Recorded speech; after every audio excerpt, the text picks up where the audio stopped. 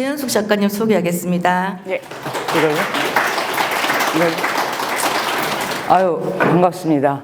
딱 들어오면서 어디 그 학부 강의실? 한 3학년? 3학년 학부 강의실에 딱 들어가는 느낌인데, 그렇지는 않죠. 학부보다는 좀 나이들이 있으신 거죠.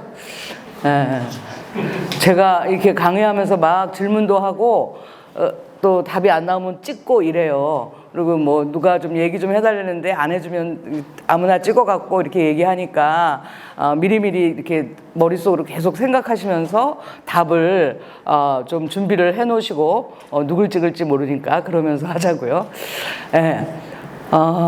오늘 이제 주제가 도시 노년의 삶이고 딱 보니까 아직 뭐 노년이신 분은 없죠. 60 넘으신 분. 선생님 넘으셨나요? 반갑습니다. 진짜 반갑습니다. 그리고 저 뒤에 선생님 한 분도 60 넘으셨나요? 아직 아니시죠? 선생님은 아니시죠? 아니, 너무 멀어갖고 제가 시력이 안 좋아서. 예. 노년의 삶을 하여튼 국가는 65세부터를 노년이라고 하고 있어요. 국가는 이제 선생님 그래서 지하철 공짜 아직이에요? 지금 지공대사고요. 지공 되셨어요? 작가님보다 2살이 많습니다. 저보다도? 네. 제가 57년생이거든요. 네. 근데 왜 이렇게 젊어 보이셔요? 흰머리도 없으시고. 흰머리도 있어요. 그러셔요. 예. 이제 국가는 그래서 65세부터를 노인이라고 해서 뭐 사회적 노인, 노년 이렇게 하는데 지금 계속 그 노인 시작을 뒤로 빼야 된다. 67세, 70세로 해야 한다는 주장들이 계속 나오고 있어요.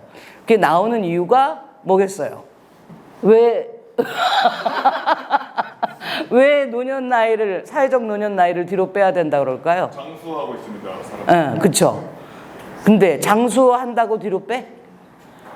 몸도 젊어지고 있습니다. 몸도 안 좋아, 젊어지고 있습니다. 젊어지니까 뒤로 빼자. 그렇죠. 이제 그거는 그냥 노인들 설득하느라고 하는 말이고, 국가 입장에서는 왜 노년 연령을 70세로 하고 싶겠어요? 국민연금 아세요? 누가 아주 딱입니다. 나중에 저기 초콜릿 하나 드리셔요. 맞아요. 국가 입장에서는 재정적인 관점으로 보는 거죠. 노인 되면 지하철도 공짜로 해줘야 되고, 그 다음에 뭐 노인연금도 줘야 되고, 국민연금을 지불해야 되는 이제 시기가 아마 대체로 60세쯤부터 지금 그 국민연금을 지불하는 게 보통인데, 이제 그렇게 되면 이제 뭐 국가 재정이 문제가 된다. 이렇게 하면서 국가가 지금 몰아가는 것은, 글쎄 국가가 몰아가는 것, 하여튼 사회가 노인의 문제를 보는 관점은 어떤 거냐면 상당히 돈의 관점으로 보죠. 사회가 얼만큼 짐을 짊어지느냐. 그리고 그 짐을 누가 짐어져요? 맨날 떠드는 게 누가 짊어진다 그러죠? 맨날 청년들이 짊어진다고 하죠.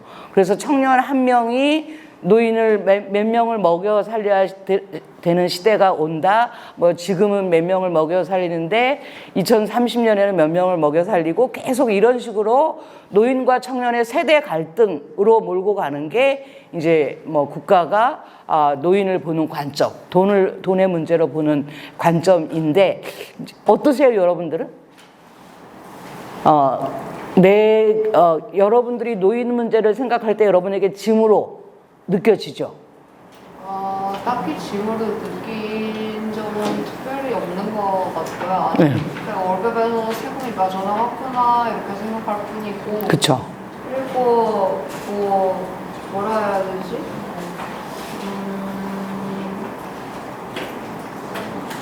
뭐라고? 맞아요. 지금 말씀하신 월급에서 세금이 빠져나갔구나. 그게 이제 소위 젊은이가 혹은 근로능력 있는 사람, 노동능력 있는 사람들이 노동능력 없는 세대의 짐을 지는 바로 그 모습이죠. 뭐 더 이야기하고 싶으신 거? 젊어지고 있다고 말하셨는데, 사실 연구 결과로는 현재 세대가 지난 세대, 그러니까 우리 어머니 아버지 세대보다 더 빨리 늙고 있대요. 지금 세대가? 네, 신체가요. 그래서 뭐 그런 것도 생각했을 때 사실 노년이 찾아오는 게 더 빨라질 텐데 국가에서는 늦추려고 하는구나 라는 생각을 했어요.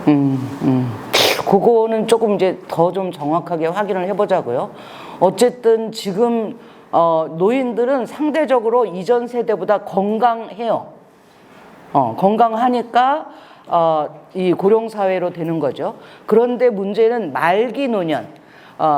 노년 세대가 하도 길다 보니까 65세에서 한 70세 정도를 이제 초기 노년이라고 하고 70에서 80을 중기 노년이라고 하고 80 이후를 말기 노년이라고 보통 이야기하거든요.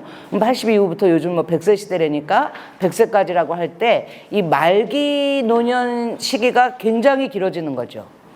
이 얘기는 뭐냐면 뭐 젊은이들을 끌어다 붙이더라도 젊은이들이 짊어져야 되는 짐, 왜냐하면 그분들이 뭐 치료도 받고 이런저런 노인 복지도 받고 할 테니까 이 노동 능력이 있는 사람들이 짊어져야 하는 짐이 커지는 측면도 있지만 노인들 입장에서는 뭐냐면 정말 인간으로 태어나서 자기다운 삶, 나는 최소한 이러이러한 삶을 원한다. 라는 인간다운 삶, 혹은 이제 뭐 존엄이라는 글자를 붙이더라도 존엄한 삶, 이런 거를 넘어선, 존엄한 단계를 넘어선 그 시절을 너무 많이 오래 견딘다는 거죠. 그것이 이제 노인들에게는 가장 큰 문제고, 어쨌든 이제 젊은이들에게는 국가가 계속 보는 관점은 세대 갈등의 문제로 몰고 가는 건데, 사실 세대 갈등으로 몰아가기에는 노인들 중에서도 돈 많은 노인들은 굉장히 많죠.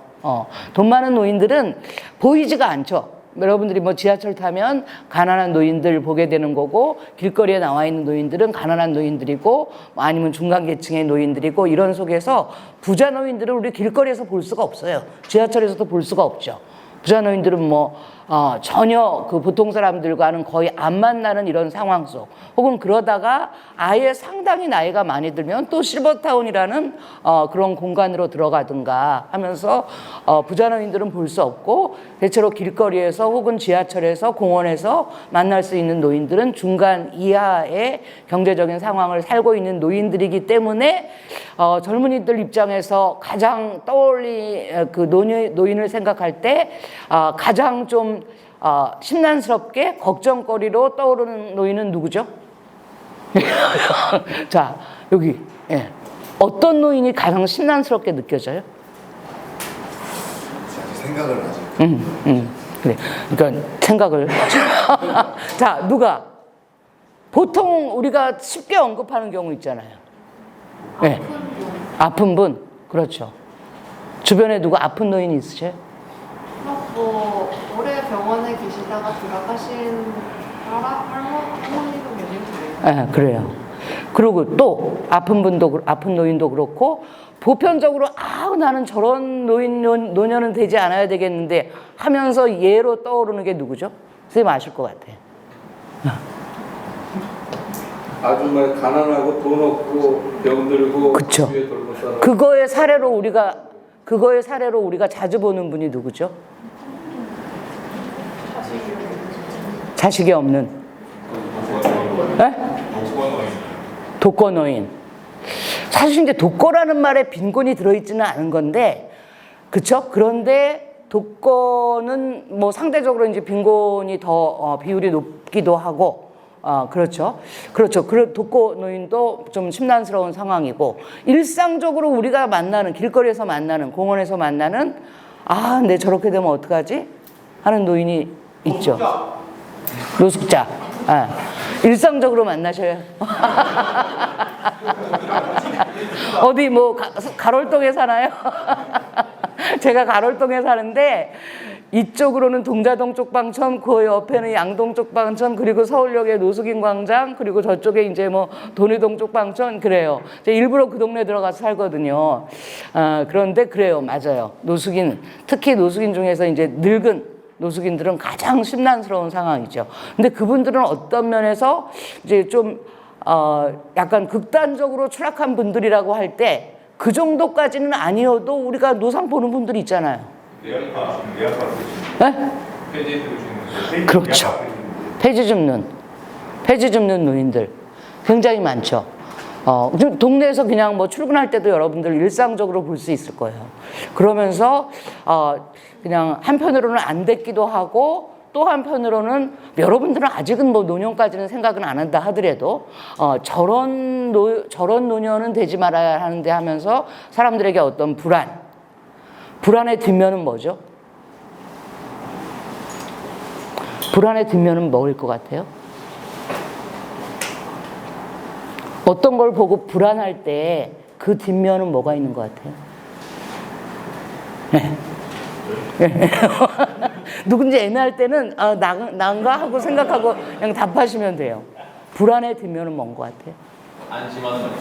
안심? 그건 이제 반대말이고. 불안의 이면. 아까 그 노숙인 이야기 하신 분이요. 네. 노숙인 볼 때 어떤 감정이 드셔요? 어떤 느낌이? 나도 저렇게 될까? 그쵸. 나도 저렇게 될까라는 불안. 더군다나 이제 사회의 안전망이 상대적으로 약한 사회일수록 뭐 여러분들이 우리 사회를 얼마나 사회 안전망이 탄탄한 사회로 보는지는 이제 뭐 각각 생각이 다르겠지만 뭐 하여튼 경제적으로 추락했을 때 나를 밑받침해줄 밑에서 받쳐줄 뭐 가족이라던가 사회보험이라던가 사회 제도들 이런 것들이 없다고 생각할 때 누구든지 그렇게 추락할 수 있잖아요. 여러분들이 IMF 그 근처에 태어나신 분 1990년 후반 98년 그렇죠. IMF를 통해서 우리 사회가 겪은 거는 뭐죠? 정말 많은 사람들에게 경제적으로 추락할 때 받쳐줄 어떤 사회 보장이나 이런 것들이 없다는 거죠. 돈 있는 집안은 다르겠지만 하여튼 그런 속에서 이제 아까 그 노숙인 관련해서 나도 저렇게 될까 하는 불안. 그리고 그 이면은 뭐냐면 대체로 그 이면은 혐오일 수 있죠. 그것까지 포함하는 거죠. 내가 저렇게 될까 불안하다는 건 뭐예요? 난 저게 싫다는 거죠. 그냥 솔직히 말하면 난 저렇게 되기 싫다는 거고 그것은 노숙인에 대한 혐오까지도 포함하는 거예요. 여기서 이제 그 혐오를 뭐 나쁜 의미의 단어로 쓰는 게 아니라 사실은 모든 불안에는 혐오가 들어있다는 거고 노인과 관련해서 많은 경우 그럴 수밖에 없죠. 노인이 좋으신 분 자, 한 분이라도 누구 좋으신 분 없으세요? 그럼 노인이 싫으신 분? 소를 듣자고 싫으셔? 어떤 면에서 싫으셔요? 전에 말씀하셨던 네. 그런 모든 공포와 불안과 이런 것들이 이제 현실로 다가올 것 같은 그런 생각이 있으니까 이제 그래서 내가 나이 드는 게 네. 두려워지는. 근데 이제 선생님 정도 대강 몇이시셔요? 50입니다. 50이나 드셨어? 이게 왜? 정말 50으로 안 보이시는데 그래요. 50 정도 되면 이제 나이 들어가는 게 좀 두려워지기 시작을 하죠. 그래서 나이 드는 게 두렵다고 말씀하신 거고, 그리고 또 하나 제가 아까 질문한 건 노인이 좋은 사람 없어요?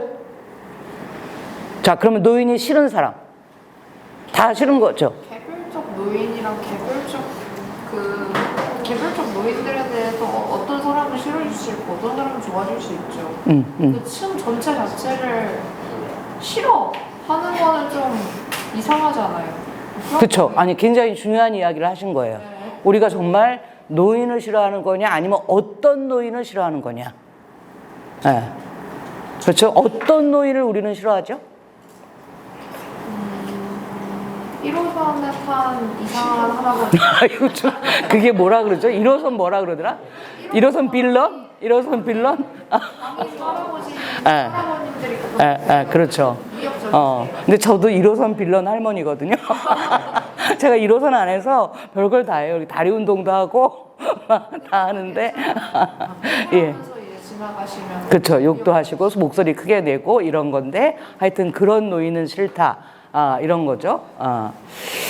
그래요. 하여튼 굉장히 사실은 지금 이제 굉장히 중요한 이야기를 하는 거예요. 우리가 다 늙는 건 싫다, 노인이 싫다라고 여겨지는 그런 속에서 특히 이제 젊은이들 안에 그런 마음이 있는데 노인에 대한 어떤 근본적인 껄끄러움, 뭐 좀 더 심하게 말하면 혐오, 싫어함, 이런 것들이 있는데 사실은 세세하게 알고 보면 어떤 노인을 싫어하는 거죠. 시끄러운 노인, 가난한 노인, 또 뭐 이렇게 자기 고집만 부리는 노인, 이런 노인들을 싫어하는 거고, 소위 뭐 영어 단어를 붙여서 실버 자를 붙여갖고 뭐 그레이스까지 이렇게 붙이는 그런 돈 많고 우아하고 뭐 이런 사람들에 대해서는 선망하는 거잖아요. 뭐 할아버지가 돈이 많아야지 손주가 무슨 좋은 대학을 간다는 이런 말이 있을 정도로 그렇게 돈 있는 지위가 있는 이런 노인들은 오히려 손주 세대들에게 더 없는 든든한 백이 되고 있는 이런 사회죠. 자, 이제 하여튼 돌아가 보자고요. 도시 노년의 삶이라는 이제 의제를 제가 받았고, 관련해서 뭐 제가 좀 뺄 거는 빼가면서 이야기를 해볼게요. 저는 이제 아까 말씀드린 대로 57년생이에요. 57년생이면 올해가 67세예요.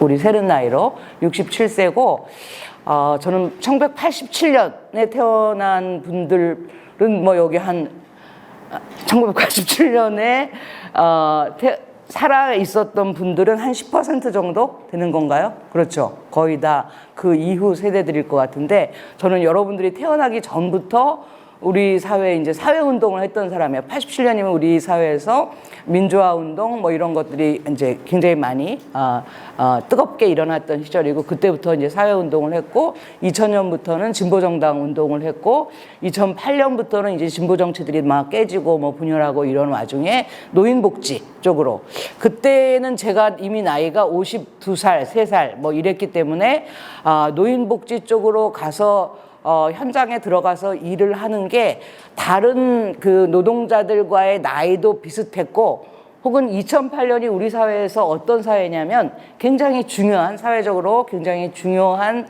한 측면이 어떤 것이 있었냐면, 그동안은 이제 돌봄이라는 것, 노인 돌봄, 장애인 돌봄, 신모, 산모, 신생아 돌봄, 이런 돌봄 노동들을 누가 했죠? 대체로. 그렇죠. 이분 정말 여러 가지를 아주 잘하시네요. 공부를 많이 하신 것 같아요. 대체로 돌봄 노동은 집안의 여성들이 돈 받고 안 받죠? 무급으로. 여자라는 이유 때문에, 물론 절대적으로 그렇지는 않지만, 하여튼 대부분의 돌봄 노동들은 집안의 여성들이 무급으로 했던 노동이었어요. 근데 사회가 계속 바뀌면서 이 여성 노동력이 사회에도 계속 필요했던 거죠. 그래서 어쨌든 사회로 끌어내서 굉장히 싸구려 노동들에 이 여성들을 배치하느라고, 여성들이 이제 집에서 노인을 돌보기도 어렵고, 심지어는 뭐 자식들을 돌보기도 어렵고, 이런 상황에서 이런 돌봄 노동들을 국가가 좀 어떻게 해결을 하겠다라고 시작한 게 2008년부터 우리나라에서 만든 노인장기요양제도예요. 오늘의 주제인 노인장기요양제도. 노인장기요양제도에 대해서 누가 아시나요? 들어만 봤어요. 들어봤어요. 자기 할머니나 할아버지가 노인장기 요양 요양 서비스를 받고 있다는 이야기 들어보셨어요? 없으셔요. 네. 자, 2008년부터 시작된 노인장기요양 제도는 뭐냐면, 혼자서는 일상생활이 불가능한 노인들에 대해서, 지금 여러분들 의료보험료 다 내죠? 의료보험료 옆에 장기요양보험료 내는 거 아세요? 네. 여러분들은 아마 보험료 내기 시작할 때부터 장기요양보험료를 냈을 것 같아. 그렇죠? 2008년부터면 여러분이 돈 벌기 시작한 거보다 한참, 그렇죠? 그러니까 처음부터 아마 의료보험료 옆에 장기요양보험료를 냈을 텐데, 이제 그 이전 세대들은 그때부터 갑자기 장기요양보험료가 붙은 거예요. 그래서 이 장기요양보험료라는 그 세금을 걷어서 이거로 재정을 만들었어요. 장기요양 재정공단도 만들고, 이렇게 해서 여기서 돈 관리를 하는 거죠. 이 노인들에게 노인복지 서비스를 전달하는 여러 비용들이 있을 거 아니에요? 노동자도 필요하고, 뭐 그다음에 이런저런 노인 물품도 필요하고, 그런 것들에 대한 재정을 이제 모아놓고 대신에 이 일을 누가 할 것이냐, 혹은 이 사업을 누가 할 것이냐. 일을 하는 사람들은 요양보호사고, 이 사업은 뭐예요? 요양보호사랑 노인을 매칭하는 이런 일들을 해야 될 거 아니에요. 이게 하나의 사업인 거죠. 집에 있는 노인들을 돌보려면 집에 있는 노인과 요양보호사를 매칭하는 집에 있다는 재가 요양센터들을 이제 많이 만드는 거고, 더 몸이 안 좋아진 사람들은 어떻게 해요? 요즘은 어떻게 하죠? 그렇죠. 요즘 더 많이 몸이 이제 더 많이 안 좋아지면 노인장기 요양에 이 등급이 있어요. 1등급, 2등급, 3등급, 4등급 이런데 2등급 이상으로 이제 등급이 숫자가 적을수록 더 몸이 안 좋은 거예요. 이게 여러분들한테 이제 곧 닥칠 일이니까 이제 뭐 요번에 한번 이렇게 드러나 보세요. 그렇게 되면 정말 거동이 굉장히 아주 불편한, 집에서 요양보호사가 와서 하기에는 뭐 더 많은 돌봄이 필요한, 요즘 요양보호사들은 하루에 3시간 오거든요. 저 뒤에 선생님 좀 관심이 있으신 것 같아요. 좀 문제가 닥쳤나요? 마스크 쓰신 좀 문제가 본인하고 조금 가까이 다가오나요? 그렇진 않아요? 열심히 들으셔서. 네.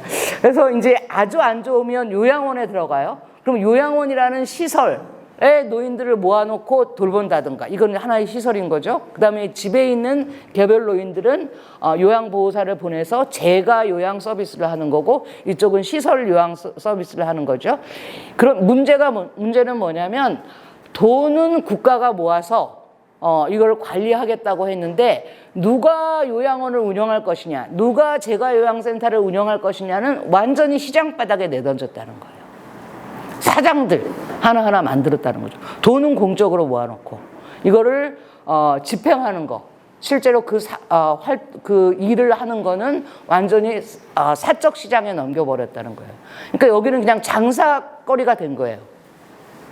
그래서 어떻게 하면 더 많은 그 서비스 받을 노인을 잡고, 노인을 잡고, 그 다음에 어떻게 하면 임금을 덜 주면서 이 사장인 요양원장이나 재가요양센터장들이 더 많은 돈을 남길 것인가를 목표로 해서 이게 운영되고 있다는 거죠. 그러면 누가 손해를 봐요? 여기서 가장 손해를 보는 사람은 누구겠어요? 네? 젊은 사람? 네? 세금 낸 사람들. 세금 낸 사람? 진짜 돌봄 필요한 사람들. 자, 다시 잘 생각해 보자. 요 상황에서 돈은 국가가 걷었고 집행을 완전히 시장에 내던졌어.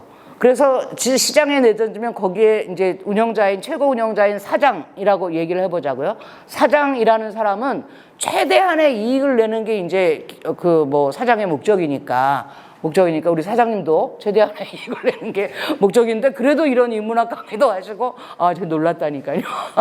하여튼 자, 그래서 사장 입장에서 최대한의 이익을 내야 되니까 노인을 최대한 확보하려고 하고, 임금을 최대한 적게 주려고 하고, 그 다음에 확보한 노인에게 서비스를 최대한 낮은 식으로 해야지 이윤이 많아질 거 아니에요. 여기에서 누가 가장 피해를 봐요? 그렇죠. 또 누구? 아까 여기 누가 뭐라고 하셨죠? 예, 뒤에서 얘기하셨나요? 우리 여성분? 요양보호사하고 누가 또 손해를 보겠어요? 노인들. 그렇죠. 결국은 이 서비스를 받아야 되는 노인들, 그리고 어쨌든 그래도 그 싸구려 임금이라도, 요양보호사 임금은 제가 2008년부터 요양보호사를 시작했는데 그때나 지금이나 최저임금이에요. 더 이상 올라가지 않는 거죠. 그래서 실제로 서비스를 받아야 되는 노인들과 그 서비스 노동을 해야 되는 노동자들에게 피해가 가고, 이제 어쨌든 사장들은 최대한 이제 이익을 내려고 하는데, 사실은 요양 현장에서 사업을 해서 얼마나 이제 그 돈을 버는지는 요양원들마다 굉장히 다르기는 하지만, 자, 제가 했던 일들은 그래서 요양보호사, 사회복지사, 독거노인 생활관리사 이런 일들을 현장에서 했었어요. 2008년부터. 그러면서 노인 복지 현장을 아주 세세하게 들여다볼 기회가 있었던 거예요. 물론 노인을 돌보는 일도 했지만 뭐 그 이전에 이런저런 사회운동도 하고 뭐 여성주의적인 관점도 있었고 진보적인 관점도 있고 하니까 저기에 최저임금 노동자로 들어가서 일은 하되 현장을 계속 살피고 어떤 그 문제점들, 개선점들 뭐 등등 이런 것들을 하고 그런 와중에 또 이제 노인들이 뭐 자꾸 저한테 자기 살아온 이야기를 하시는 바람에 이제 구술생에서 작가가 어느 날 돼가지고 이제 작가가 되고 이제 소설가가 되고 막 그러고 있는데 오늘은 노인 이야기만 하자고요.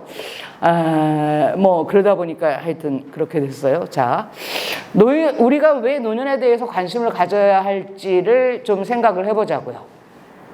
지금 여기 뭐 고령화 사회라고 했는데 저걸 제가 잘못한 거예요. 우리는 이미 고령화 사회를 넘어서서 고령 사회로 넘어가 있어요. 그리고 이제 초고령 사회가 뭐 얼마 안 남았다고 하고 원래 세계에서 가장 고령 사회로 먼저 진입한 게 일본이라고 하고 있고 우리가 일본보다 약 7년 정도 뒤늦게 일본을 따라가고 있다고 초기에는 이야기를 했었는데 요즘은 일본이 고령화, 고령, 초고령으로 넘어가는 이 속도보다 훨씬 더 빠른 속도로 우리가 그걸 따라가고 있어요. 우리 뭐 출산율 최저잖아요. 세계적으로 최저인 이런 상황에서 훨씬 더 초고령화 사회가 빨리 오고 있어요. 이게 이제 여러분들의 문제예요. 여러분들이 지금 뭐 청년 시절부터도 문제고 중년이 되건 노년이 되건 구체적으로 여러분들에게 다가올 문제죠. 그래서 여러분들이 지금 노년 문제와 관련해서 관심이 없다면 여러분들의 노년은 정말 깜깜해지는 거예요. 지금 뭐 딥다 돈 벌으면 될 것 같아요? 지금 모든 젊은이들이 다 내 노년을 위해서 딥다 돈 벌자라고 하면 어떻게 되죠? 오히려 사회가 더 엉망이 되고 더 불안한 사회가 되고 더 안 그래도 지금도 각계전투의 사회인데 더 그 엉망인 그런 사회가 되는 이런 속에서 노인의 문제는 정말 공적으로 사회적으로 공공적으로 해결해야 될 문제인데 이렇게 계속 시장에 내던져지고 개별적으로 해결하는 방식으로 갔다가는 여러분 시대에는 더 엉망이 된다는 거죠. 그리고 이제 우리들의 그 미래라는 점. 또 이제 늙음과 죽음은 아까 이쪽 그 선생님께서 이야기를 하셨지만 모두가 다 보편적으로 겪는 문제죠. 일단 모두가 다 늙고 죽어요. 그러면서도 또 굉장히 개별적으로 다가와요. 굉장히 다르게 계급에 따라서 다르고 성별에 따라서 다르고 뭐 그 집안의 어떤 문화들 이런 것들에 따라서 다르고 그럼에도 불구하고 하여튼 모두의 문제라는 점에서 노인 문제가 있는 거죠. 자, 코로나 팬데믹 이 2019년 말부터 오기 시작해서 이제 한 3, 4년을 된통 그렇게 하고 가는데 코로나 팬데믹 속에서 더 고생한 사람들 굉장히 많죠. 더 고생한 사람들 굉장히 많고 장애인들이 훨씬 더 많이 고생했고 뭐 환자들도 더 고생했고 한데 노인들은 특히 더 심했죠. 노인들은 노인복지관 동네 노인복지관 보셨어요? 본 적은 있어요. 네, 본 적은 있어요. 동네 노인복지관 보신 분? 요즘요 동마다 노인복지관들이 있어요. 이렇게 길 지나가다가 우리 동네 노인복지관이 어딨나 이렇게 한번 보시고 저 복지관에서는 어떤 프로그램들을 하나 어떤 분들이 다니나도 한번 보세요. 코로나 팬데믹 동안 노인복지관들이 다 문을 닫았어요. 노인들이 이제 아까도 말씀하신 것처럼 독거노인들이 굉장히 많거든요. 그리고 요즘은 핵가족화된 사회에서 여러분들 중에 어릴 때 자랄 때 할머니 할아버지랑 같이 자란 분 계세요? 그래요. 좋아요. 할머니 할아버지랑 같이 자랐어요? 네, 지금도 그런. 지금도 그래요. 그러면 노인들과 만날 기회가 굉장히 많겠네요. 제가 그럼 계속 좀 질문을 드릴게요. 아주 잘하실 것 같아요. 저 살면서 깨닫는 게 제일 큰 거거든요. 이제 핵가족화가 되면서 노인들이 그 자식과 손주 세대와 같이 사는 경우는 거의 없어요. 그러다 보니까 노인들끼리 두 분이 살다가 그 중에 한 분이 돌아가시면 이제 독거가 되는 거고 혹은 뭐 이혼하거나 등등 이렇게 돼도 독거가 되는 거고 지금 독거 노인은 전체 노인 세대의 3분의 1을 뛰어넘고 있어요. 뭐 이런 속에서 코로나 팬데믹 속에 많은 노인들이 그래도 복지관 가서 친구들 만나고 노는 거. 그래 거기서 놀다가 그 다음에 뭐 공원 가서 또 좀 이야기하고 이러고 아니면 이제 집에 친구들 불러오고 노인들 말로 그냥 친구가 제일 낫다. 자식 새끼들보다도 친구가 제일 낫다라는 말이 이렇게 가장 흔할 정도로 노인들에게는 일상적으로 만나는 게 동네에서 만날 수 있는 친구들이었는데 코로나 팬데믹 속에서는 모든 노인복지관이 문을 닫고 그리고 노인들 모이지 말라 막 계속 이렇게 되는 그런 속에서 여러분들 같으면 어때요? 여러분들이 지금 한 80세가 됐어 85세가 돼서 죽을 날이 얼마 안 남았다고 생각을 하고 그런데 무슨 이게 전염병에 돌아서 절대로 손주들도 만나지 말고 자식들도 만나지 말라고 하면 선생님은 어떨 것 같아? 저요? 아니 저 뒤에 선생님. 여기서 힘들죠. 힘든데 노인들 입장에서는 그냥 아무 걱정도 없다면 정말 자식 걱정 안 하고 뭐 국가가 아무리 방역이고 뭐라고 떠들고 뭐 이러는 것도 좀 무시할 수 있다면 노인들 입장에서는 차라리 내가 전염병 걸려서 죽더라도 그냥 손주 만나서 맛있는 거 먹으러 가고 움직일 수 있을 때 손주 만나서 맛있는 거 먹으러 가고 뭐 여행이라도 한 번 더 가고 그러고 나서 죽지 뭐 내가 이 코로나 팬데믹 속에서 그래도 1년을 더 살겠다 3년을 더 살겠다고 이렇게 갇혀 지내야 하느냐는 상황은 굉장히 억울한 상황이었을 거죠. 네. 그런데도 이제 노인들은 그래도 손주들 생각해서 그래도 자식들 생각해서 혹시 내가 쟤네들한테 옮길까봐 등등 여러 가지 염려 속에서 뭐 많은 국가들이 겉으로 드러내지는 않지만 실제로 코로나 팬데믹 상황에서 노인들이 상대적으로 훨씬 더 많이 다른 세대에 비해서 훨씬 더 많이 죽었고 각 국가가 가지고 있는 노인 문제를 일정 정도 상당히 해결한 측면들이 있다고 하더라고요. 뭐 하여튼 뭐 의도적이지는 않았겠지만 그런 측면들이 있겠죠. 노인들이 몸도 약하니까.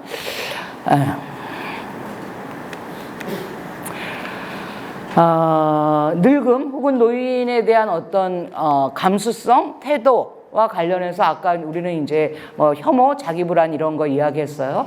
혹은 이제 동정이라는 감정도 아유 참 안 됐다. 라는 감정, 불쌍하다 이런 감정. 사실 뭐 안 됐다, 불쌍하다, 동정 이런 감정 자체가 뭐 어떤 좋은 것과 나쁜 것으로 구분해 버릴 수는 없지만 그냥 동정만 하는 이런 것은 저는 오히려 그것을 불쌍하다고 보는 이런 것들은 오히려 그 이면에 있는 거부감, 싫음, 혐오 이런 것들을 포함하고 있다고 생각을 해요. 동정이나 이런 것들이 구체적인 그래서 그럼 내가 뭐를 할 수 있을까라는 구체적인 실천으로 연결되지 않고 그냥 멈추는 하는 자기 불안이나 혐오, 그다음에 거부감, 싫음 뭐 이런 걸로 연결될 가능성이 많죠. 그리고 이제 정상 이데올로기라는 말 들어보셨나요? 예. 여기는 아주 뭐 박사예요, 박사. 그쪽에 이제 누가 정상 이데올로기 좀 설명 좀 해주시겠어요?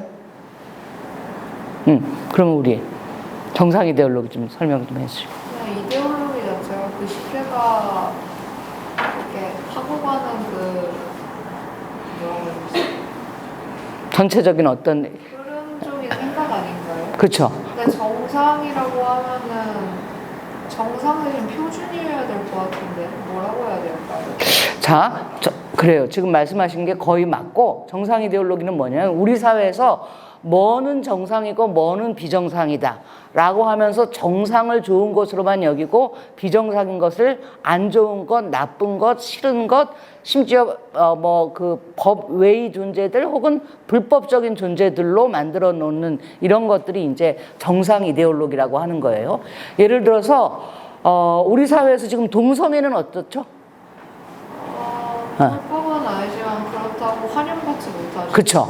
그래서 이성애가 이성애만 정상이고 동성애는 비정상이라고 하는 거. 그냥 동성애자는 뭐 자기 나름대로 자기의 어떤 정체성으로 사는 건데 이렇게 보는 거. 비장애인과 장애인에 대해서 뭐 구태여 나는 뭐 그 장애인 싫어하지 않는다라고 말할 수 있지만 우리 사회 체제가 비장애인 중심으로 돌아가고 있기 때문에 자연히 장애인들은 차별받고 뭐 어떤 기회가 있으면 철저하게 배제되고 혐오되죠. 장애인들이 가만히 입 다물고 집에 안에 들어박혀 있으면 뭐 혐오를 안 하는 것 같지만 우리도 지하철을 타겠다, 우리도 버스를 타겠다, 우리도 기차를 타겠다라고 해서 나왔을 때 어떤 문제들이 일어나는지 우리 최근에 굉장히 많이 봤죠. 장애인들의 지하철 투쟁에서. 그런 것들은 바로 우리 사회가 비장애를 정상으로 놓고 장애를 이건 비정상이다. 너네는 좀 안 나왔으면 좋겠다. 조용히 있으면 좋겠다. 너네 목소리는 드러나지 않았으면 좋겠다. 너네 것까지 다 포함해서 문제를 해결하려면 뭐가 많이 들어가요? 돈이 많이 들어간다. 예산이 많이 들어간다라는 관점으로 하는 게 이제 정상 이데올로기라고 할 수 있고, 이 정상 이데올로기 중에서 굉장히 막강한 하나가 젊음이 정상이고 늙음이 비정상이라고 하는 거. 이게 바로 굉장히 중요한 보통 사람들의 인식인 거죠. 여러분들은 이제 아직 늙어보지 않아서 늙음이 비정상이다라는 거에 대해서 깊게 느껴지지 않을지 모르지만 그냥 사회가 어떤 방식으로 돌아가나 보세요. 지금 나이 들면 은퇴해야 되고, 그렇죠? 그렇고, 뭐, 여러 가지 측면에서 계속 이제 더군다나 돈 중심의 사회, 효율성과 생산성 중심의 사회로 넘어가면서 그 돈을 열심히 벌 수 있는 노동력, 그리고 효율성을 낼 수 있는, 속도를 낼 수 있는, 생산성을 올릴 수 있는, 이거는 뭐예요? 젊은 사람들인 거죠. 그런 속에서 자연히 늙음, 노인들은 배제되고 있는 이런 거라는 거죠. 그런데 사실 이 늙음이라는 것은 생애 주기예요. 여러분들도 차근차근 나이 먹어서 이제 늙어갈 테고 이럴 때 아까 말씀드린 대로 지금 젊은 나이에서부터 내가 내 주변에 노인들이 어떻게 사는지, 어떤 문제를 가지고 있는지, 그리고 그 문제가 있다면 그것을 어떻게 해결하는 게 좋은지를 생각해 나가고 같이 해결해 나가는 게 바로 여러분이 늙어서의 그 사회를 만드는 그 구체적인 실천들이라는 거죠. 그냥 좀 넘어갈게요. 자, 시계는 저렇고. 노인돌봄 아까 설명드렸는데 조금만 다시 좀 정리를 해보자고요. 산업화됐고 상업화됐다고 말씀드렸어요. 노인돌봄이. 자, 아까 노인돌봄에 어떤 거가 있다 그랬죠? 파란색. 예. 국가에서 하는 노인장기요양제도가 뭐랑 뭐가 두 가지가 있다 그랬죠? 어디에서 돌보는 거, 어디에서 돌보는 거. 자, 누가 저쪽에 선생님 아실 것 같아요. 제가 요양보호사가 3시간씩 집에 와서 얘기하는 그쵸. 거고, 그다음에 이제 요양원에 있는 그쵸. 이제 데이케어 센터. 그렇죠. 데이케어 센터. 네. 세 가지로 분류가 네, 그렇죠. 데이케어 센터를 실제로 요양제도에서 구분할 땐 재가 서비스에 포함돼요. 왜냐하면 노인들이 집에 계시는데 이제 유치원처럼 낮 시간에 그 데이케어 센터에 보내고 저녁 때 이제 끝나는 시간에 이렇게 집에 또 모셔다 드리고 하는 거니까 선생님은 구체적으로 부모님의 이 문제가 있으시겠어요? 네. 두 분 다 겪었습니다. 그리고 돌아가셨나요? 예. 네. 혹시 그러면 이 아내분의 저기도 있나요? 지금 장모님 한 분 계시는데 아직 댁에 계시고요. 네. 그리고 당신이 안 가시겠다고 그러더라고요. 어디를 안 가시겠다고? 요양원이나 이렇게. 가지 않으시겠다고? 네. 선생님이 저보다 지금 2살이나 많으시니까 55년생이라고 했는데. 그러지 마세요. 좀 더 노인으로 봐야죠. 아니 무슨 노인이에요. 노인은 수긍할 거고 노인에 대한 어떤 이 인식들을 바꿔야 하는 거죠. 우리는 우리 자신이죠. 우리는 우리 자신이고. 자, 제가 왜 이걸 여쭤보냐면 60대 정도면은 부모가 지금 80 중반 뭐 이런 거예요. 그러면 이제 초고령 아주 노인 말기로 넘어간 거죠. 그래서 구체적으로 우리 세대는 부모들의 문제를 짊어지고 있어요. 여러분들은 그냥 뭐 아직은 부모님이 뭐 50, 60 이러죠. 그러니까 아직 부모가 여러분들을 좀 더 부양하고 돌보고 이렇다고 한다면 선생님과 제 세대는 부모는 8, 90 뭐 이랬거나 이렇고 이제 자식들은 또 이게 한 3, 40 이랬는데 뭐 선생님 댁은 어떤지 모르지만 대체로 그 세대들의 자식들이 제대로 그 취업을 못하고 굉장히 어려운 청년 실업이나 이런 거를 겪고 있는 세대여서 지금 60 중반의 요 세대들이 양쪽에서 굉장히 이제 어려움을 겪고 있는 부모에 대해서도 자녀에 대해서도 어려움을 겪고 있는 세대라고 하는데 60 중반 정도의 여자들끼리, 남자들은 이런 얘기 못 할 거예요. 남자들은 이렇게 솔직하지 못해요. 여자들끼리 모여가지고 하는 이야기가 뭐냐면 제일 팔자 좋은 친구가 누구냐면 양가 부모님 다 돌아가신 이거 이해되죠?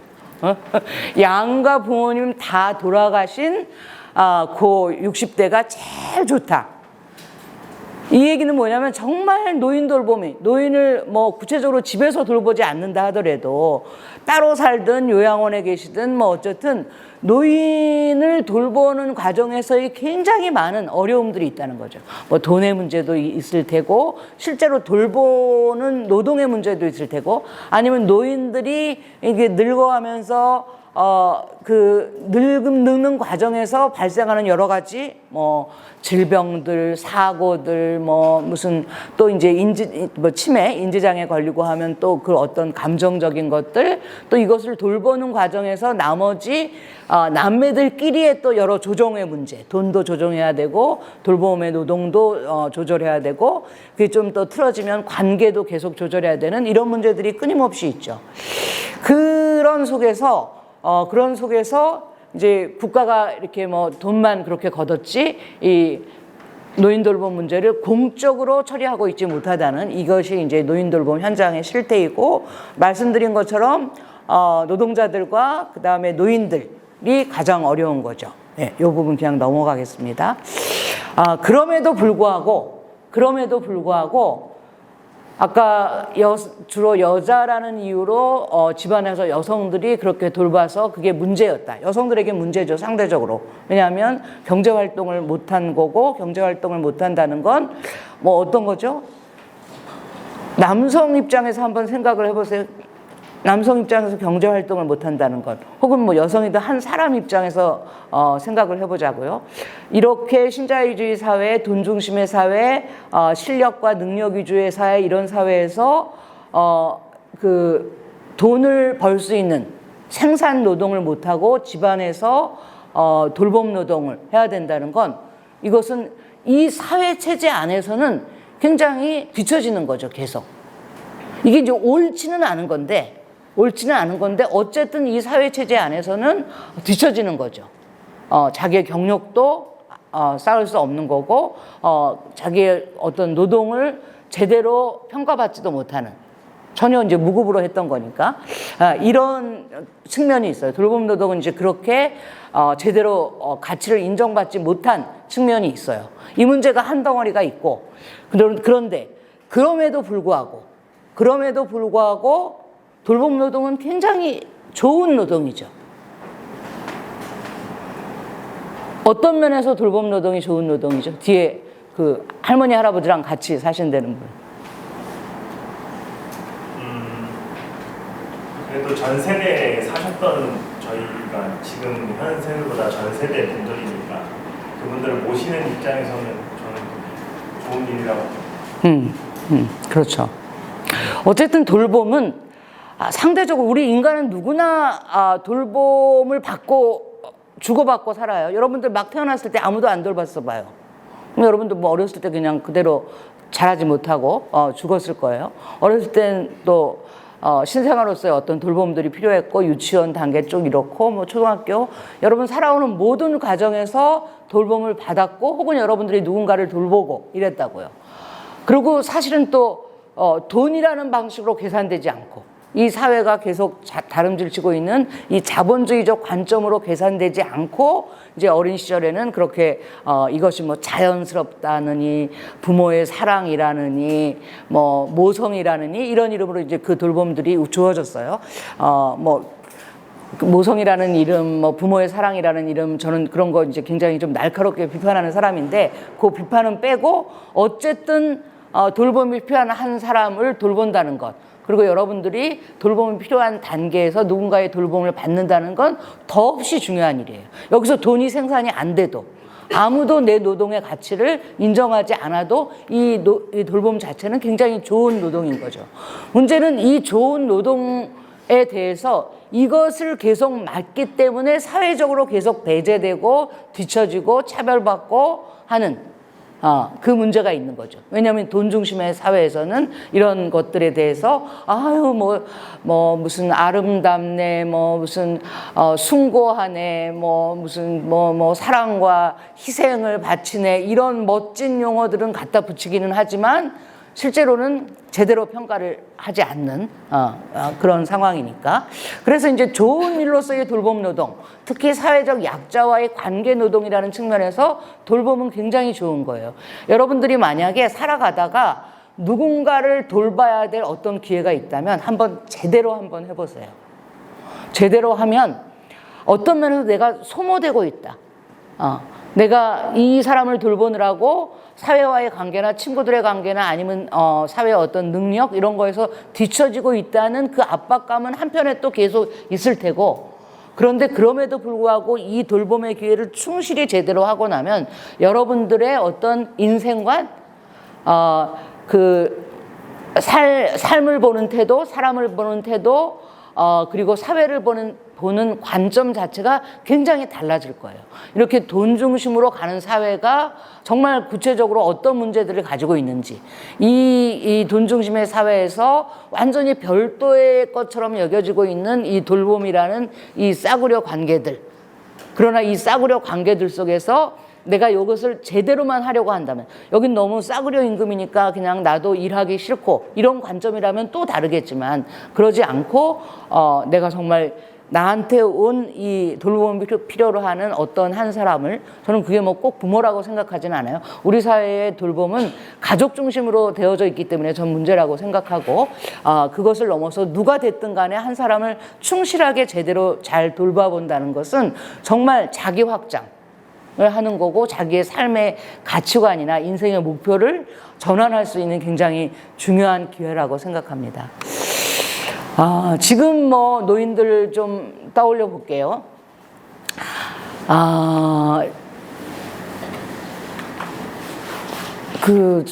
한 40 정도의 사람들한테 그런 말이 있더라고요.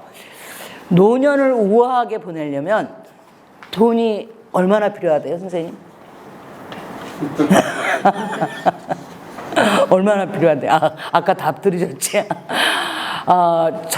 그 노년을 우아하게 보내려면 10억이 필요하다는 말들을 하더라고요.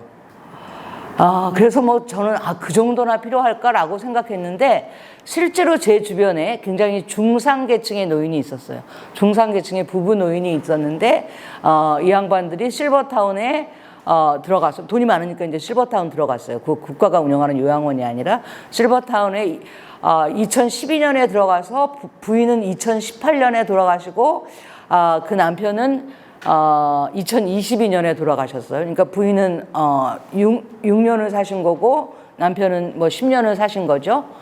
10억을 더 쓰고 가더라고요. 그게 요양원에 낸 거, 그 실버타운에 낸 것만, 보증금과 그 관리비, 식비 등 이런 거 낸 것만 10억을 더 쓰시고, 뭐 노인이 부자니까 그 자식들도 대체로 부자였겠죠.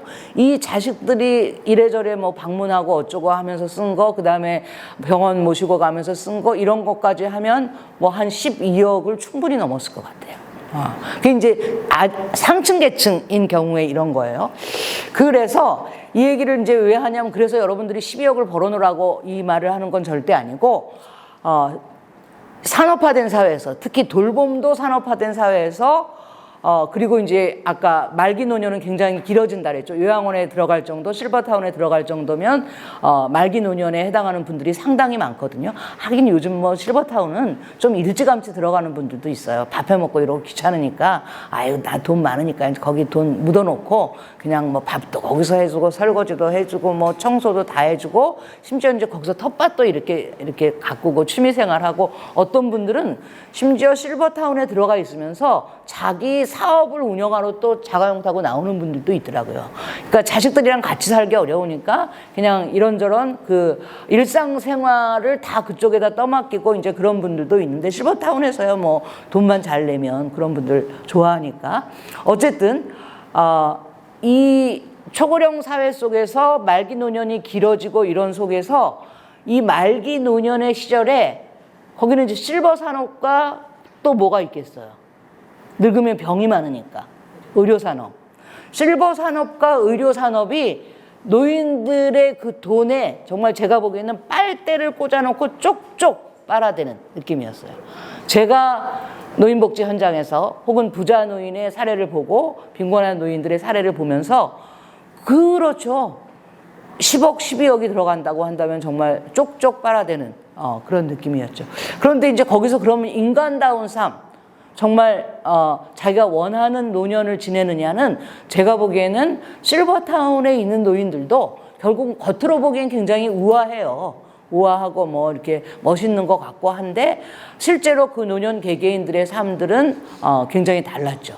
뭐 제가 이제 실버타운에 좀 집중할 일이 있었어 갖고 사실은 제가 제 엄마의 마지막 죽음 3년을 이제 기록하느라고 제 엄마 아버지가 굉장히 부자였어요. 그 양반들이 실버타운에 들어가 있었고 저는 이제 한 사람이 구체적으로 어떻게 늙어 죽어가는지를 밀착해서 관찰해서 글을 쓰기 위해서 일부러 이제 그 실버타운 근처로 이사를 가서 3년을 엄마의 죽음 과정을 집중했는데 뭐 엄마의 죽음 과정뿐만 아니라 그 실버타운에서 만나는 모든 노인들, 실버타운에 돌아가는 이 시스템 등등을 이제 계속 관찰을 하면서 작별일기라는 책을 냈어요. 뭐 여러분들이 지금 읽지는 않으실 테고 나중에 언제 이제 선생님은 아마 도서관에 한번 이렇게 찾아보셔요.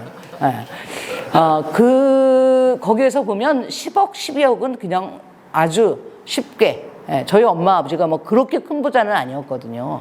엄마가 열심히 돈 벌어서 한 거였는데 이 얘기는 뭐냐면 웬만큼 돈이 많은 노인들도 이제는 자식한테 못 물려주고 자기 말년에 다 쓰고 가신다는 이야기예요.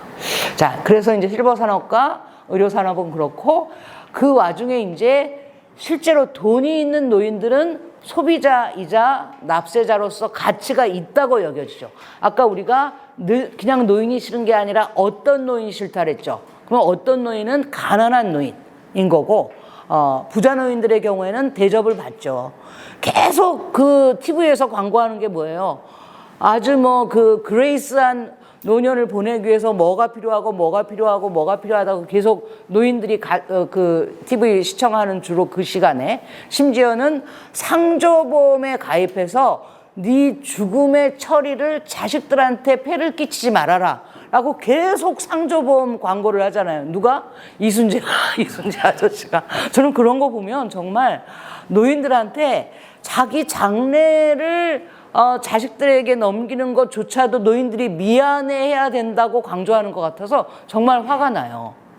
근데 하여튼 소비자이자 납세자로서의 가치가 있는 그런 노인들이 있고 그 일면에 이제 소위 하류 노인들이라고 하는 하류 노인이라는 책이 나와 있어요. 하류 노인은 그러니까 아주 빈곤한 노인들이죠. 아까 뭐 폐지 줍는 노인들부터 시작을 해서 아니면 뭐 홈리스 현장에 누수긴이 된 노인들 이런 노인들로 이렇게 계급적으로 굉장히 분화되고 있죠.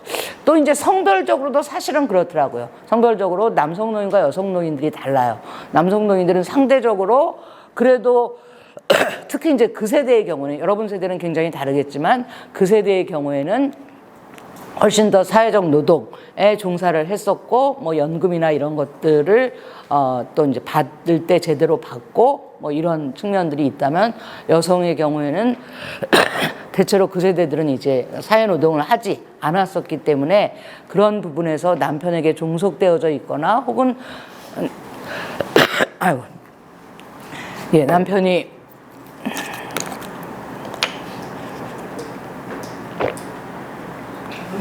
그거 아세요?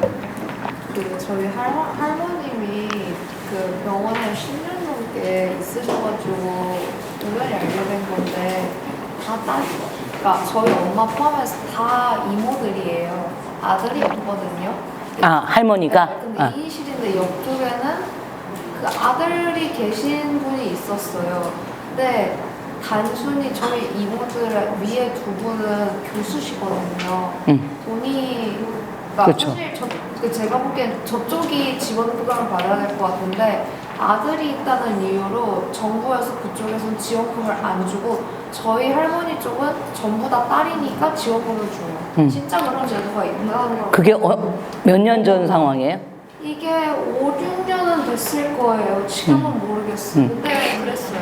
굉장히 중요한 이야기니까 지금 이야기하신 거 조금 더 이야기를 해볼게요. 이제 부양의무제예요. 부양의무제. 장애인들이나 노인들이 장애인 복지, 노인 복지를 받을 수 있느냐에서 제일 중요한 게 직계 가족이 이 부양을 맡을 능력이 있느냐라는 거죠. 그러니까 국가가 어떤 거냐면 장애인 복지나 노인 복지의 우선적인 책임을 가족에게 넘기는 거죠. 네, 저는 이제 이게 문제라고 보는 거고 가장 좋은 복지는 개인과 국가가 1대1의 관계를 갖는 거죠. 1대1의 관계를 가져서 얘가 얼만큼을 벌고 그 다음에 얘가 지금 상황이 어떠니까 너는 세금을 얼마를 내고 나는 복지를 얼마를 주고 국가는 복지를 얼마를 주고 이렇게 하고 그래서 개개인의 관계를 갖고 그 개개인들이 모여서 가족을 이루고 살든 뭐 동거를 하든 뭐 친구들끼리 모여 살든 그 돈을 가지고 지네들이 어떻게 나눴을지는 이제 각자 그 공동체 안에서 나눠서 하는 거라고 한다면 국가가 끊임없이 정상가족, 아까 이야기한 정상 이데올로기 중에서 중요한 거 하나가 정상가족이죠. 그래서 동성애 가족 싫어, 이혼 가정 싫어, 그다음에 한부모 가정 싫어, 정상가정, 부모가 같이 있고 거기에 자식이 있는 요 정상가족을 그 모델로 해갖고 요거를 단위로 복지제도를 연결하면서 그러면서 이제 국가가 시민들에게 줘야 할 복지에 대해서 누구에게 우선적으로 책임을 넘긴다고요? 그렇죠. 가족에게 넘기는 거죠. 그래서 이제 그 제도가 부양의무 제도였고, 거기에서 보통 이제 아들이 쓰면 안 된다는 말들을 많이 하는데 그건 잘못 알고 있는 거예요. 옛날에는 아무래도 이제 그 아들이 같이 모시고 산다거나 같이 동거하고 있으면 더 그 부양 의무가 더 높아지고 이러거든요. 그리고 대체로 아들은 상대적으로 수입이 있잖아요. 딸들은 이제 상대적으로 수입이 적고 이렇기 때문에 아들이 있다는 말은 돈 버는 자식이 있다는 말로 통용되는 거였고 그 돈 버는 자식이 있을 때 그 노인은 혜택을 받지 못한다. 이게 일정하게 통했지만 지금은 이제 계속 싸웠어요. 그 노인복지 쪽에서도 싸우고 장애인 복지 쪽에서도 싸우고 빈곤복지 쪽에서도 싸워서 그 부양의무제는 거의 폐지된 정도예요. 거의 폐지된 그런 건데 아마 이제 그때 그 정확하게 모르실 거일 수 있고 그 당시에도 그러니까 아들이 있어서는 아니고 실제로 부양 능력 있는 만큼의 돈을 버는 직계. 행세계 분이 아니셨어요. 그렇다면 이제 많은 경우 제도를 몰라서 제도를 몰라서 아무래도 못 배운 분들, 가난한 분들은 도대체 어떤 복지가 있는지를 알지 못해서 그것을 제대로 못 찾으시는 경우들도 있죠. 이제 좀 많이 배우고 오히려 돈도 있고 한 사람들은 또 무슨 복지가 있는지는 또 훨씬 더 잘 알거든요. 그런 상황이고. 자, 그래서 이제 하류 노인들이 있어요. 자, 여기서부터는 이제 우리가 노인을 어떻게 이해할 것인가. 노인, 아까 저기 뭐 지하철에서 떠드는 노인 싫다 그랬죠? 누가 그러셨죠, 지하철? 자, 지하철에서 노인이 왜 떠들 것 같아요? 우리 여기 여성분. 지하철에서 노인이 왜 떠들 것 같아요? 아까 지하철에서 떠드는 노인 싫다. 이거 싫죠. 당연히 싫어요. 싫은 게 아니라요. 헛소리하면 난리 피우시는 분들이 싫다는 거지 딱히 수다를 거시는 분들이 싫은 건 아니고 엄청 흑시거나 그런 싫은 게 아니에요. 그래요. 그건 이제 그 선생님의 이제 취향이 있고 우선 그냥 그거 떠나서 자 지하철에서 떠드는 노인 싫다라고 할 때 우리가 한번 상상을 해보자고. 그 노인이 왜 떠들까? 에? 저 뒤에 뭐라 그러셨어? 에. 그 노인이 왜 떠들었을까요? 그렇죠. 그렇죠. 그런 사정들이 있는 거예요. 그러니까 늙어봐야지 안다는 말이 그래서 이제 나오는 거예요. 많은 경우에 노인들은 귀가 상당히 안 좋아요. 그러다 보니까 노인들끼리 모여서 이야기할 때는 계속 더 큰 소리를 내요. 왜냐면 내 귀도 안 들리니까 각자 다 귀가 안 들려. 그러다 보니까 내 목소리를 크게 내야 돼. 그러니까 내 목소리 또 목소리들이 큰 소리들을 내니까 더 안 들려. 귀도 안 들리는데 큰 목소리들이 떠돌아다니니까 이제 더 안 들리는 거죠. 하여튼 요런 사정들이 있어요. 그래서 노인들이 어떤 좀 그 싫은 어떤 그 행동이나 이런 것들을 할 땐 저 노인한테 무슨 사정이 있을까? 이런 거를 좀 상상해 보는 거, 가늠해 보는 게 노인과 관련해서 이제 굉장히 중요한 일정한 태도인 것 같아요. 우리 같지 않다는 거죠. 이제 그런 측면에서 우리가 한번 이 시대에 살고 있는 노인들을 상상을 해보자고요. 1930년생의 노인 하나를 30년이면 지금 몇 살이냐면 93세인가요? 만으로 93세, 뭐 상당히 많아요. 93세. 저희 아버지도 이제 94세에 돌아가셨는데 몇 세셔요? 없어요? 네, 부모님이. 부모님이요? 네. 34년생. 34년생. 예, 34년생이면 닭 뛰시고 저희 엄마랑 엄마가 33년생이지. 하여튼 자, 우리가 30년생 노인 하나를 떠올려 보자고요. 30년생 노인이면 지금 93세고 만으로 30년생이면 일제시대에 태어났어요. 45년 해방을 15살에 맞은 거예요. 그러면 이 사람은 일제시대의 사회체제는 어떤, 경제체제는 어떤 거였냐면 완전 봉건 사회였던. 서울도 거의 뭐 농사 짓고 하던, 한양도 거의 농사 짓고 하던 그런 시대에 사는 사람이에요. 정말 농촌 봉건 사회에서 태어나서 정치적으로는 일제, 그리고 그 다음에 이제 해방이 됐다고 해요. 해방이요. 제가 노인들, 가난하게 산 노인들 구술 생애사 작업을 평생 살아온 이야기를 쭉 들어보면 많은 노인들이 해방을 몰랐어요. 해방은 학교 다니는 사람들이나 알았어요. 왜냐면 학교 갔는데 뭐 이렇게 그 일본 선생님들이 싹 없어졌다든가, 그리고 이제 학교에 가니까 무슨 뭐 조회 쓰는데 뭐 얘기를 했다든가 이런 거고, 정말 그 가난한 사람들은 자식을 학교에 못 보낸 사람도 많고, 그리고 많은 사람들이 언제 해방을 알았냐면 어느 날 이장이나 면장이 와갖고 매돌 매친날 무슨 소학교 운동장에 다 모여라, 집집마다 한 명씩 두 명씩 다 나와라 라고 해서 그날 가보니까 거기서 운동장에 모아놓고 태극기 나눠주고 대한독립 만세 이렇게 뭐 삼창을 하고, 그러면서 이게 뭐 해방인가 이렇게 느꼈던 거예요.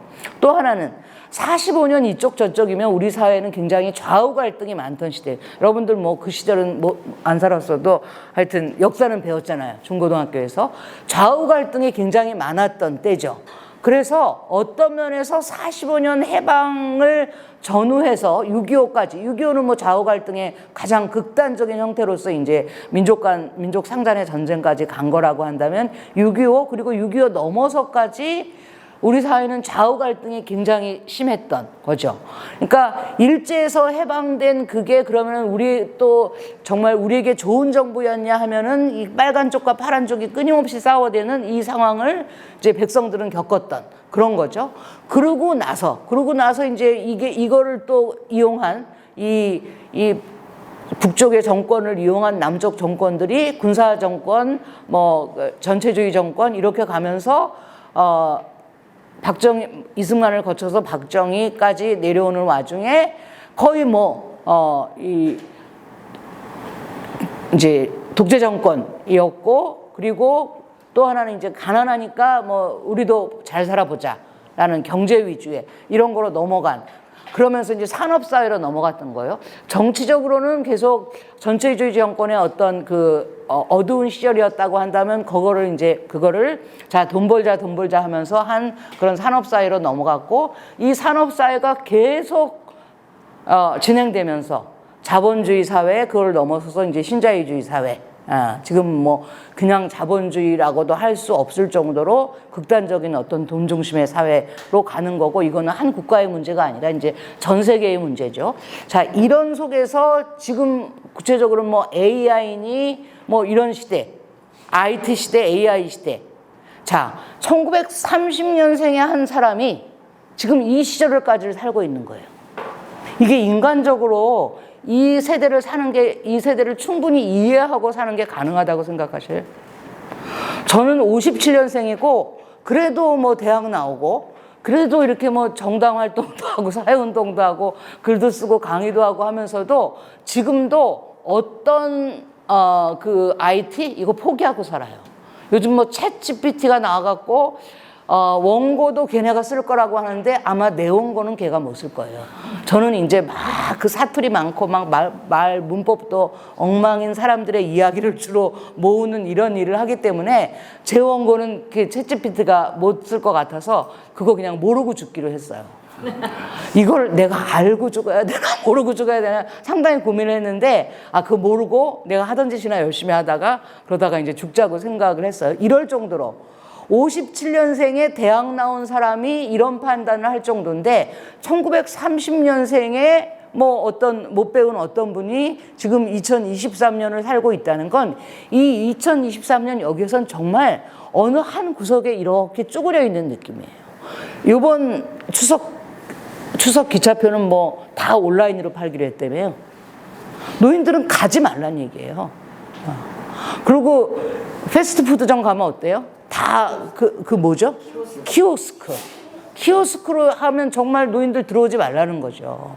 갈수록 무인 판매가 늘어나고, 이런 속에서 노인들이 구체적으로 배제당하고 있는 이런 거죠. 이게 지금 노인들이 가지고 있는 지금 사회에서의 소외감이죠. 저희 아버지가 29년생이고 작년에 뭐 94세로 돌아가셨어요. 93세죠.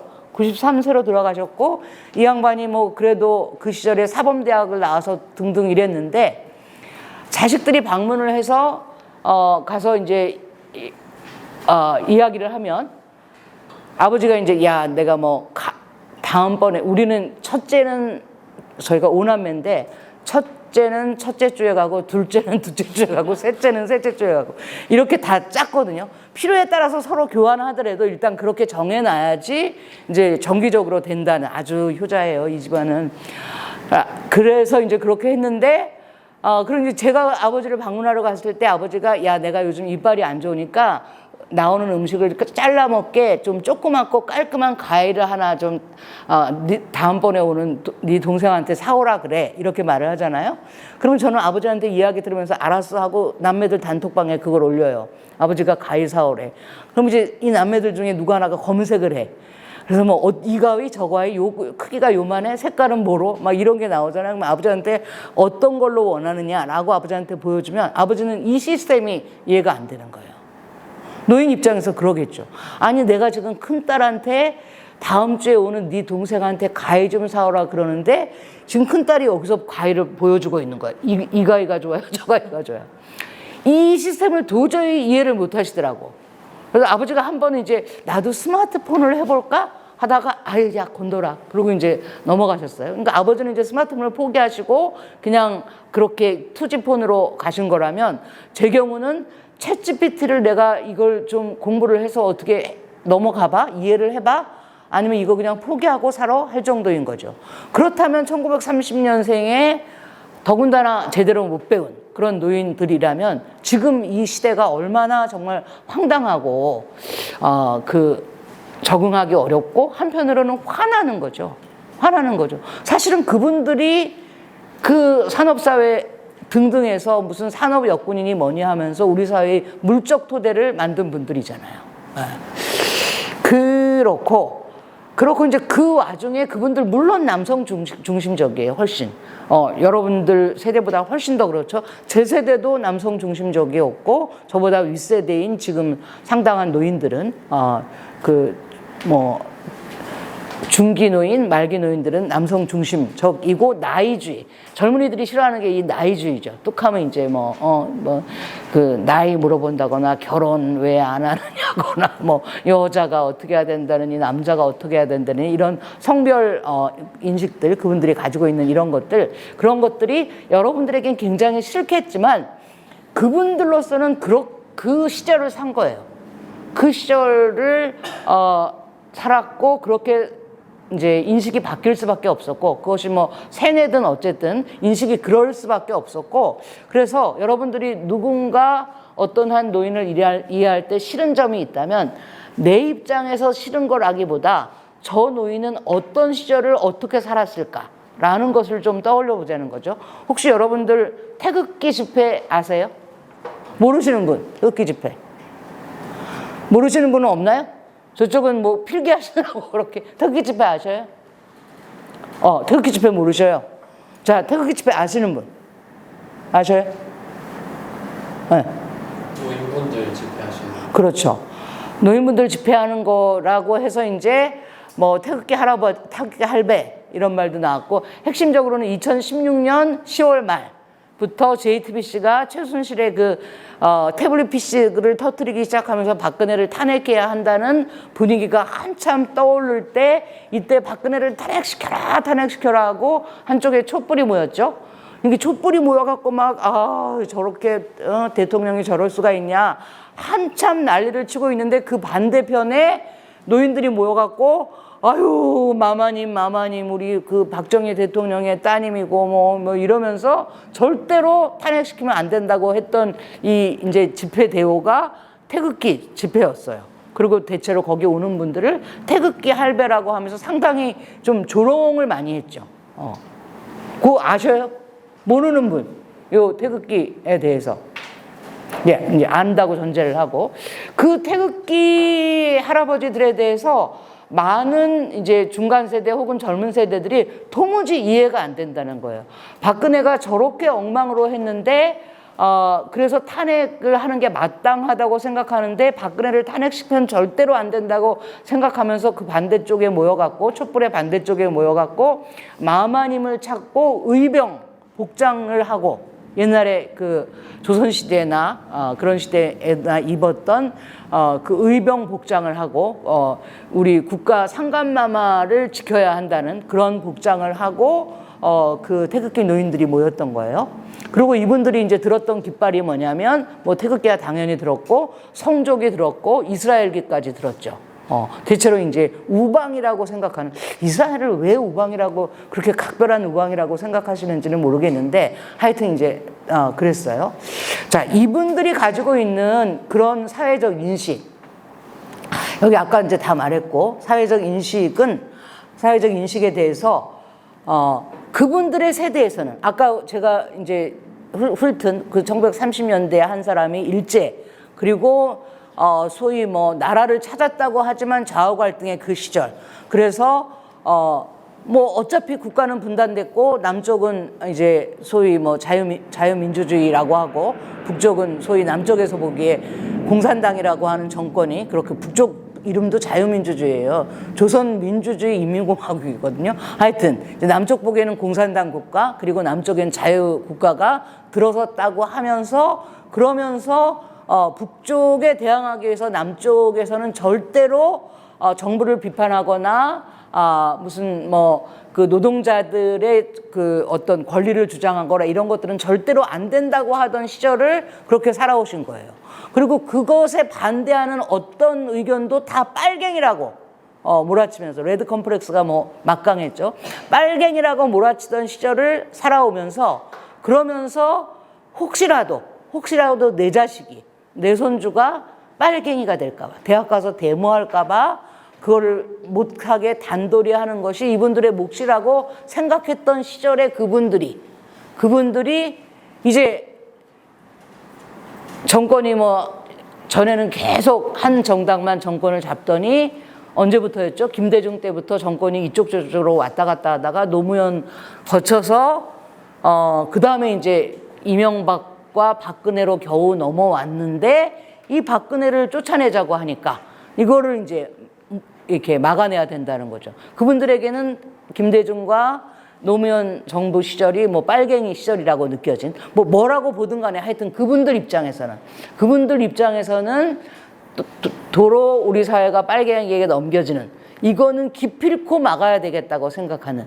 그분들의 심정을 이해를 하자는 거죠. 맞다는 게 아니라 그분들의 심정을 이해를 하자는 거죠. 그들이 살았던 그 역사와 어떤 그 정치적인 상황들 이런 것들을 이해하는 속에서 그분들을 본다고 한다면 그분들이 가지고 있는 인식들에 대해서 좀 더 이해를 해야 되는 거고 자 그분들이 훨씬 더 여러분보다 선거를 열심히 해요. 투표를 열심히 해요. 그분들은 뭐 대통령 선거 총선이 있으면 가장 먼저 심지어는 대통령 선거 있으면 목욕 제기하고 투표를 하러 가셔요. 이 얘기는 뭐냐면 여러분들이 살아가는 사회의 상당 부분을 그분들이 투표로 결정한다는 거예요. 결국은 정치가 결정하는 거거든요. 아무리 우리가 뭐 노인복지를 어떻게 한다느니 뭐 노동자들의 권리를 어떻게 한다느니 청년의 이 삶의 터전을 어떻게 한다느니 계속 주장하고 해도 결국은 그것은 정치권에서 결정되는 거고 그 정치권은 결국 우리 사회는 대의민주주의 사회여서 투표로 결정되는 건데 그 노인들이 가장 열심히 투표를 하시는 분들이라고요. 이 얘기는 뭐냐면 그 노인들을 제대로 이해하고 소통하지 않고서는 계속 우리 사회는 그런 방향으로 갈 수밖에 없다는 그런 의미인 거죠. 그런 면에서 이제 노인들과의 소통 혹은 여러분들이 이해하기 어렵다고 생각되는 이해되기 어렵다고 생각하는 혹은 이제 집에서 뭐 정책이 나오면 맨날 싸움만 나는 거잖아요. 그럴 때 그 노인들의 인식들을 이해하고 어떻게 노인들과 정치에 대해서 이야기할 수 있을지 그런 것들을 이제 시작해야 된다는 거죠. 자, 여기는 그냥 넘어갈게요. 남성 노인에 대한 이해인데 제가 그냥 몇 가지 책만 좀 소개를 하고 마치도록 하겠습니다. 모리와 함께한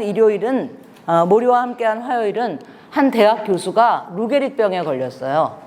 그래서 이제 강의를 그 대학 교수를 스탑해야 됐고 그래서 자기 집에 공기 좋고 뭐 그런 자기 집에서 쉬는데 굉장히 그 바쁜 제자인데 이제 졸업하고 뭐 기자가 돼서 무지무지하게 바쁜 기자 하나가 어느 날 이 교수가 그냥 딱 생각이 나서 인사하러 갔다가 거기서 뭔가 이 교수랑 엮인 거예요.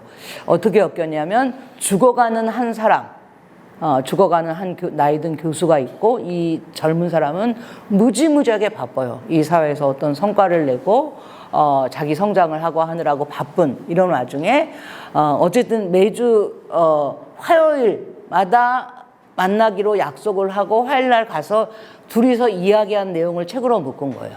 결국은 이제 노인이야 뭐 그렇게 다 돌아가셨고 이 젊은이가 이 죽어가는 노인과의 대화와 만남을 통해서 자기의 인식과 사고방식이 어떻게 바뀌는지 이 신자유주의 사회에서 무지무지하게 바쁘게 돈을 추구했던 한 젊은이의 생각이 어떻게 바뀌는지를 이제 그 책에서 드러내고 있는 거고 독신의 오후는 일본의 남성 노인들에 대한 이야기, 남성 노인이라기보다 남성 중년들,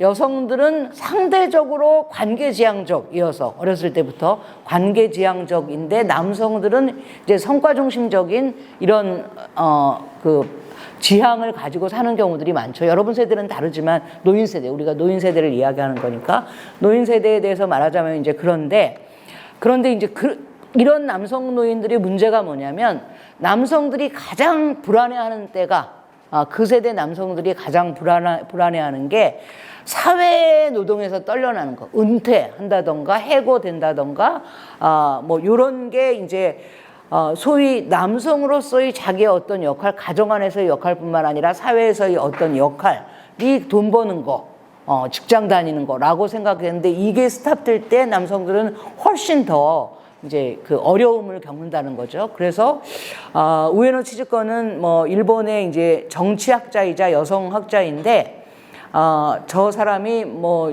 그 노인이나 여성이나 관련한 많은 책들을 썼는데 중장년기 혹은 노년기에 있는 남성들에 대해서 남성들을 어떤 식으로 이해할지에 대해서도 좀 책을 써달라 해서 나온 게 독신의 우인데 한국 상황에도 굉장히 많아요. 그 남성 중심의 가부장적인 시절을 살았던 남성들을 이해하기 위한 그런 책인 거죠. 네, 어떻게 죽을 것인가는 이제 요즘 지난번에도 뭐 천정환 교수님이 그 강의를 하셨듯이 존엄사나 이런 것들이 적극적으로 이야기 되어지고 있는 이런 마당에 의료에 넘기면 우리의 노년을 혹은 우리의 어떤 죽어감을 의료에 넘기면 의료에서는 그냥 레일 위에 올라가는 거예요. 하여튼 중환자실에 들어가서 코에 이렇게 줄 끼고 뭐 인공호흡기 하고 이러고 있는 한은 여차하면 그 의료 시스템 안에서 의료 레일 위에서 제대로 가족도 못 만나고 자기가 정말 죽고 싶은 혹은 살고 싶은 삶을 하지 못하고 의료에 넘겨진 채 죽어가는 것인데 그거와 관련한 아툴 가완디라는 인도 출신의 미국에서 일하는 의사가 쓴 책이에요. 그러니까 상당히 이제 이 산업화된 의료 무책임하게 발달한 의료 과학에 대한 비판들이 나와 있는 거죠. 도시에서 죽는다는 것도 이 책과 비슷한 건데 저거는 이제 우리나라 대학병원에 중환자실에서 수간호사로 오래 일한 한 여성이 중환자실 수간호사실이면 이제 정말 이렇게 죽음을 직면한 사람들을 많이 만나는 거죠. 그러면 죽음을 직면한 사람들에 대해서 의료가 어떤 식으로 접근하는지 마찬가지죠. 계속 목숨을 연장시키는 것을 최대한으로 그래야지 돈이 나오는 거니까. 죽음은 의료 쪽에서는 실패라고 보는 거죠. 질병도 실패인 거고.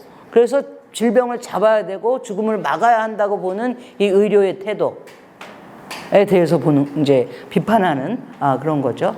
그래서 도시에서 죽는다는 것도 꽤 오래된 책인데 2017년에 나온 책인데 그래도 지금도 여전히 좀 유효한 책이에요. 작별일기는 아까 제가 말씀드린 제 어머니의 마지막 3년인 거고 요즘은 이제 치매라는 단어가 저게 굉장히 좀 낙인이 심한 단어예요. 미치광이 치 미치광이 매예요. 그래서 이제 그 말 쓰지 말고 인지장애라는 말을 쓰자고 제가 계속 뭐 말이나 이제 글로 이야기를 하는데 요즘 뭐 노인 진영에서는 인지장애 혹은 인지증 이런 새로운 단어들을 쓰기는 하는데 아직은 국가가 여전히 치매라는 단어를 쓰고 있기 때문에 그런데 하여튼 치매가 인생의 끝은 아니니까라는 건데 이제 노인들이 가장 무서워하는 것 중에 하나가 제발 치매 안 걸리고 제발 요양원에 안 들어가고 3일만 앓다가 죽었으면 좋겠다거든요.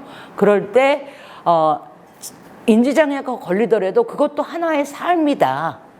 그것도 하나의 삶이고 그 단계에서 무엇을 같이 할 수 있고 무엇을 포기해야 될지 이런 것들에 대한 책입니다. 그리고 이제 늙어감에 대한 장 아멜이라는